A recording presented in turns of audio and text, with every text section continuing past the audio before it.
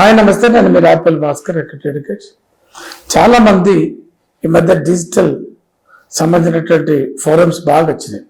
WhatsApp, Instagram, Facebook, Twitter లాంటి బాగా వచ్చినాయి. అయితే వాట్సాప్లో చాట్ జరిగినటువంటి ఒక అంశాన్ని కోర్టులు సాక్ష్యం కింద పరిగణిస్తాయా అనేది చాలా మంది అడుగుతారు. ఒక ఇద్దరు వ్యక్తుల మధ్యన ఒక చర్చ, ఒక సంభాషణ, ఒక వాట్సాప్ చాట్ జరిగినప్పుడు ఆ రెండు మొబైల్ మధ్యన జరిగినటువంటి ఈ యొక్క కన్వర్జేషన్ కరెక్టా కాదా అనేది ఫస్ట్ తేల్చాలి. అది ఎవరు తేల్చాలి? థర్డ్ వ్యక్తి, మూడో వ్యక్తి, నాలుగో వ్యక్తి నుంచి ఒక చాట్ మనకు వస్తే మనం ఫార్వర్డ్ చేస్తే అట్లాంటి వాటిని మనం పరిగణలోకి తీసుకోవడం అనేది కష్టం.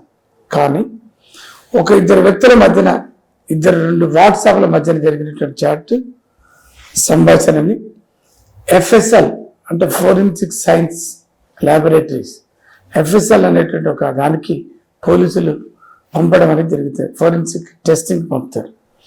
ఫోరెన్సిక్ టెస్ట్ జరిగిన తర్వాత వాళ్ళు కాక ఇది కరెక్టే అనేటటువంటి ఒక సర్టిఫికెట్ ఇస్తే, FSL సర్టిఫికెట్ ఇస్తే దాన్ని బేస్ చేసుకొని ఒక కేసు కట్టి, ఆ యొక్క కేసు కట్టబడిన తర్వాత వాట్సాప్ చాట్ని మరి పరిగణలోకి అంటే సాక్ష్యంగా పరిగణించడానికి ఎక్కువ అవకాశాలు అనేటటువంటిది మీ నోటీసులు పెడుతుంది.